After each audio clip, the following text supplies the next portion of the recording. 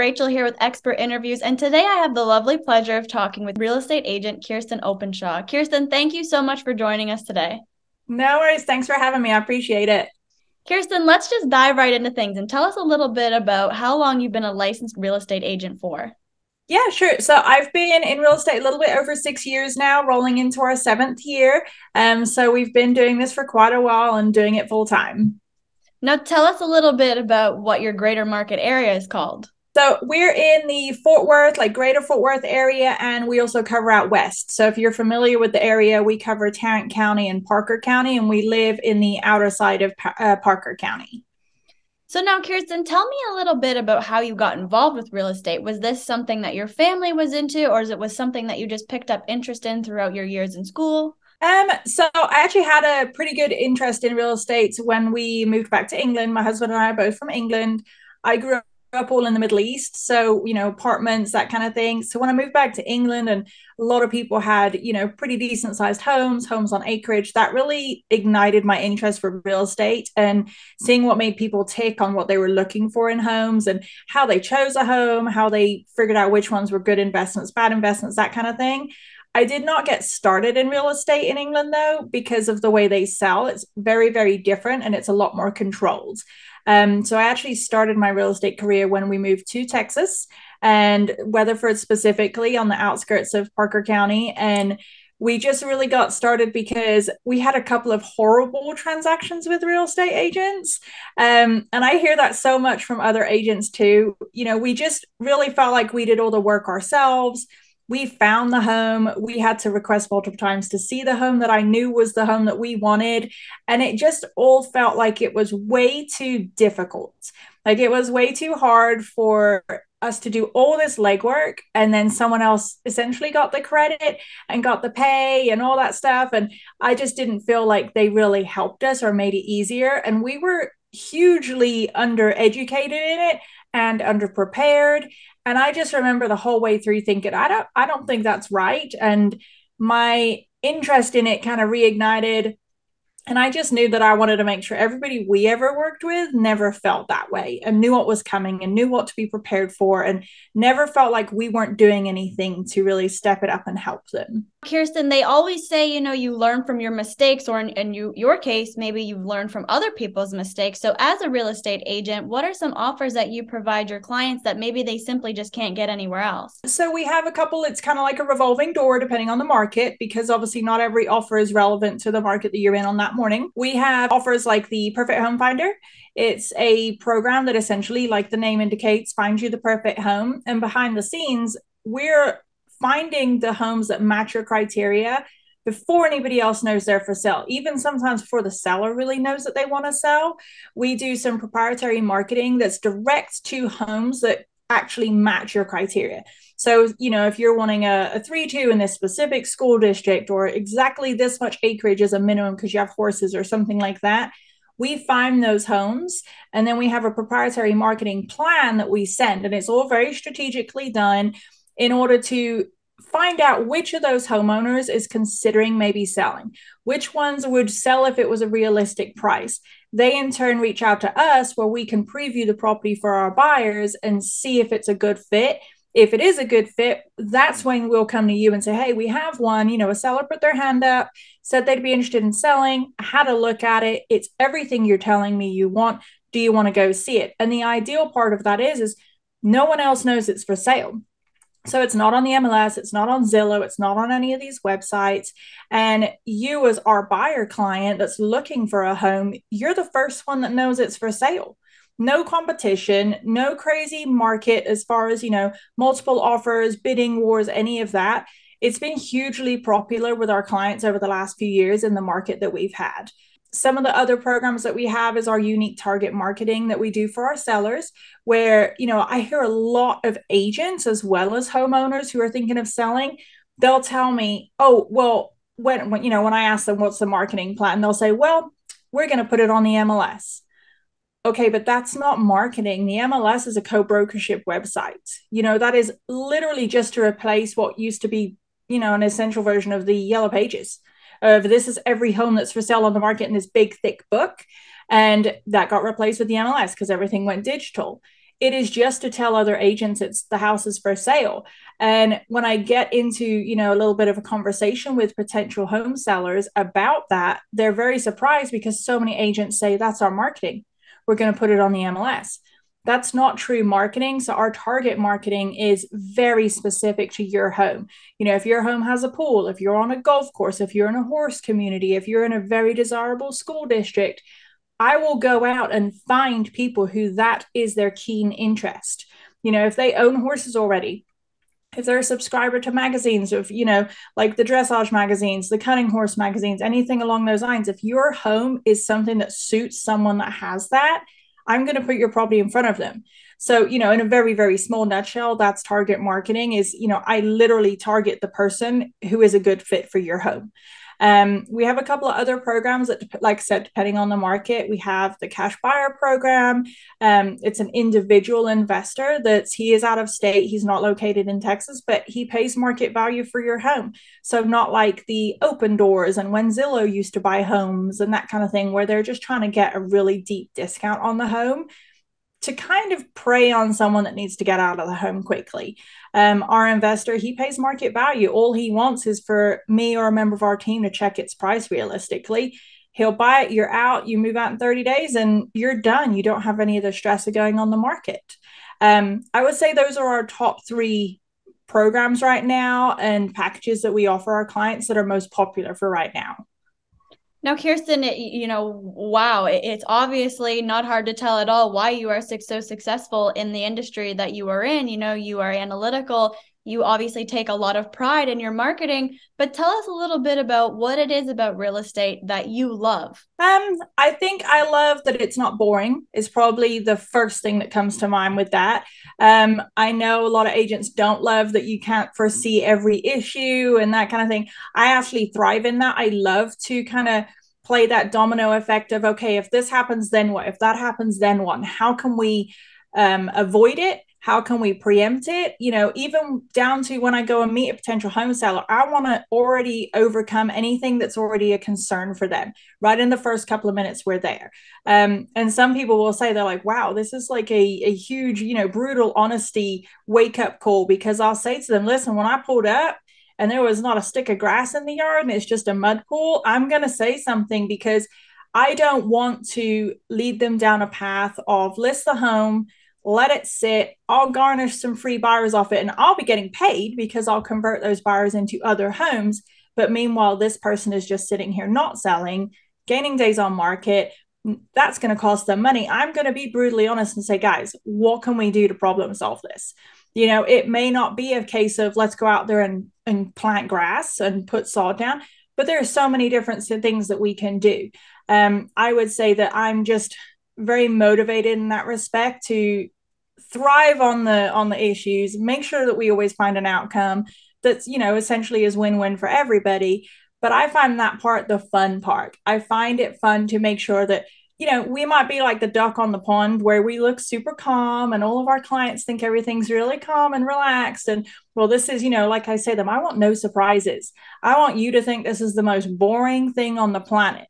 That means that we did our job, because I'm not the person that's going to go, well, you don't know that we did XYZ and started the alphabet over again, all in the background over here. I am totally okay with our clients never knowing that there were issues coming up and we already dealt with them, because that's how it's supposed to be. I feel like we are the gatekeeper on that stress. And if we can stop that reaching our clients, we've won. Like, that's the goal, is to make sure they have no idea that these things happen, because we helped fix it before it was an issue. And I'm sure, Kirstine, that, easing the process of buying a home, attributes to your success. And I'm sure that is such an important factor to your clients. But with that gratification that comes with helping your clients ease into the transition of buying a home, are there any hobbies or charities that you are part of, or causes that you belong to that you donate to on the regular? Mm-hmm. Yeah, definitely. So we have a couple things. I'm massively horse orientated. I've been riding horses since I was 2. So I'm very what will be the right word, passionate and usually in debt because I love horses a lot. Everybody that has horses always knows, what do I want for Christmas? $5 million and 100 acres, because I could fill that quite easily. Our charities and the things that we're very passionate about run alongside that with the horses. I grew up in the Middle East, so I have a lot of passion for what error, like trials, tribulations, troubles that they go through over there because of lack of education, lack of resources, things like that. So there are a couple of charities in Egypt that we support and love, as well as here in the US. There's a couple of really, really good ones that are kind of scattered all over the US.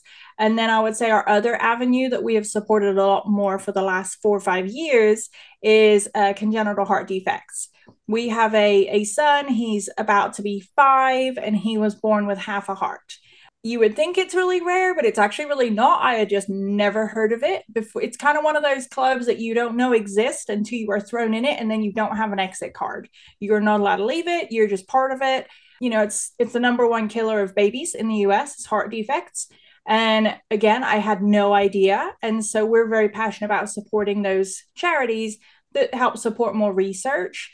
Children's Heart Foundation is probably the biggest one because they are solely focused on children and not defects that you can develop through life. These are defects that they are just born with. No one knows why. And so we're very passionate about supporting those foundations because research is key to help avoid it in the future. Obviously, downtime and free time for that matter are probably far and few between. So what are maybe some hobbies or activities that you thoroughly enjoy?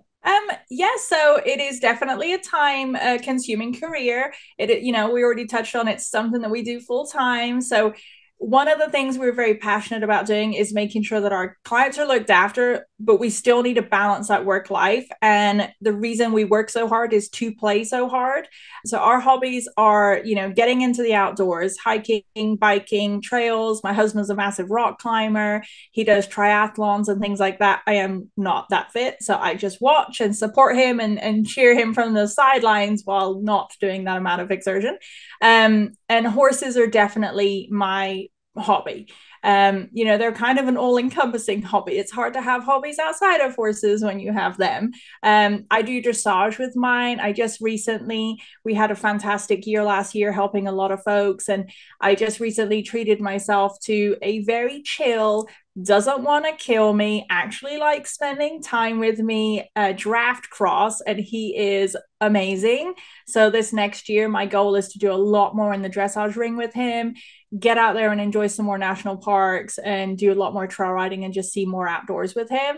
And I would say, one of your other hobbies that is just a given is your kids. Neither of my kids like horses, so we are learning other things. My 4-year-old is completely obsessed with trains, so I'm having to involuntarily learn an awful lot about trains that I never knew I was going to need to know.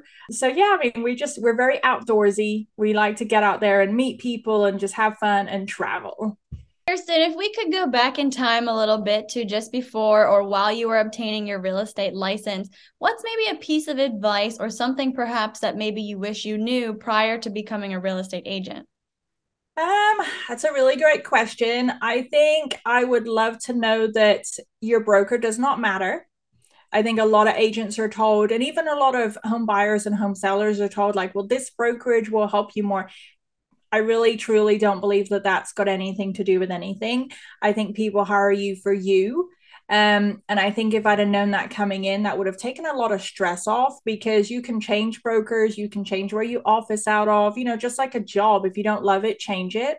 And I think just really focus on your unique propositions, on what you bring to the table, what you can do, because when I first started in real estate, no one really focused on any of that with me. And they all were like, well, here's a script. Here, you should just learn what you should say to, the home buyer or the home seller. And honestly, through the years, I realized like that is just not important. That is not what matters. What matters is people like you for you. They like you and trust you more when they realize that you actually do genuinely care about them and you don't want to just rush them into a house to get a paycheck. We have an awful lot of repeat clients. that's because we put them in the right homes. That's because when they sell a home, they know we got them the best situation on selling their home possible. We didn't just hurry up and try to find the quickest deal to get our paycheck. And I would say I wish more agents heard that when they started, so that they understood, just because they're a quiet person and maybe a bit more introverted, there's still a place for them. We have clients that they are extremely quiet and they are very almost timid, and they don't want the exuberant, outlandish and loud version of us. And that's okay. We're not always that way, but you put us with the right people, we can absolutely be that way. There's a place for every personality type, the detail orientated, the super driven, gung ho, everybody's different. And you just have to meet them where they're at. And I just wish there was so much more focus on that when you get started in real estate. Kirsten, to kind of close things out, it is so obvious that, your compassion for your clients and your care for your clients and, your analytics and your motivation to help your clients is such a huge part of why you are so successful. So as I said, to close things out, tell us why at the end of the day, home buyers or sellers should just choose you above all other options. That's a really hard question. I always find it so hard to put that out there because there's so many different things that I feel that we are very unique and different in. Obviously the marketing options that we do, we understand that things like sticking it in the MLS and just throwing a sign out front is not going to cut it. That's not enough these days. We're massively passionate about making sure that people are getting the right exposure. We also are very, very big on the education aspect. If you're buying a home, I know you're not going to do this every day, but I want our buyers to understand that we know what we're doing. And even if they just hear what we say one time and go, yeah, I'm never going to use this again, but I appreciate it, at least they're not surprised. Our motto rings true almost every day when we talk to our clients of we don't want any surprises. I want this to be the most boring thing for you. And I don't think people understand how much weight that has until they're in a bad situation.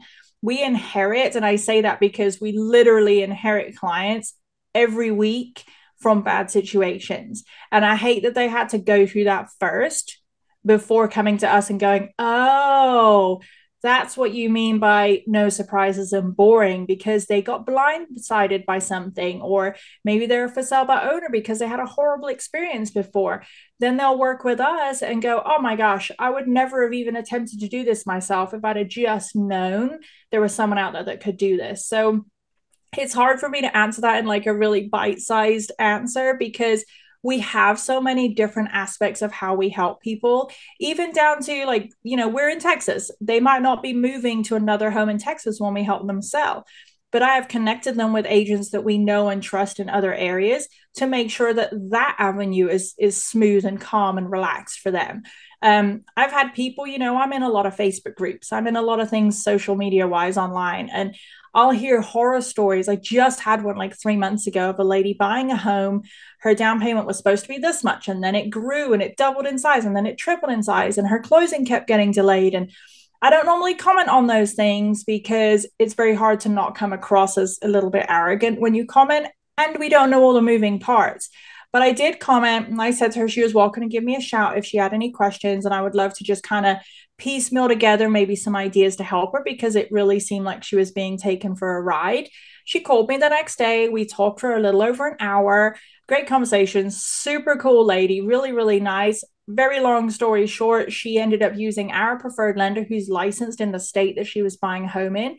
She was moving across country, multiple states away from her family, and she was absolutely getting a bad deal on the mortgage lender that she was using. She used my guy, saved like $15,000 or $16,000 on her closing estimate from the other lender, got the home, managed to not fall out of contract, managed to not have yet another extension. They just spent their first Christmas in their new home, and she sent me the nicest message on Facebook, because that's not a transaction I was a part of. So obviously I didn't give legal advice or anything like that.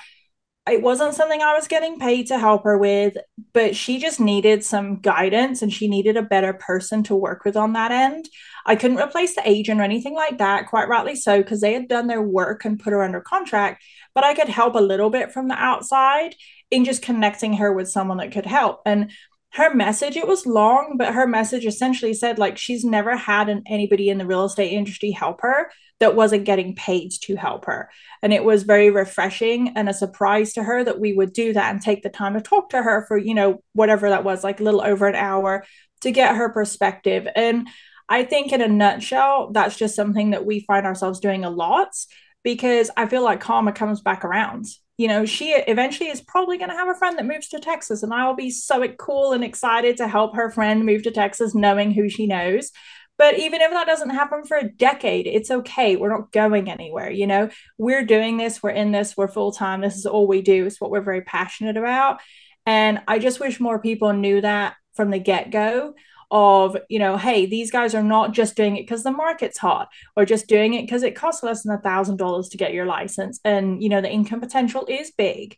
And some people get their license because of that dollar sign and that carrot that's dangling. I just wish we could let people know that without them having to go through the negative first. Kirstine, I think we can agree on a couple things after this interview, that maybe perhaps honesty always is the best policy, and perhaps, maybe no surprise is the best surprise. And maybe finally, it's not always about the paycheck being a real estate agent. And I think those three things comprised together truly attribute to why you have had the success that you have had as a real estate agent. And I just want to say, Kirstine, that it has been an absolute pleasure to get to know you a little bit more today. Thank you. I appreciate you taking the time to do this and helping us share a little bit more about us.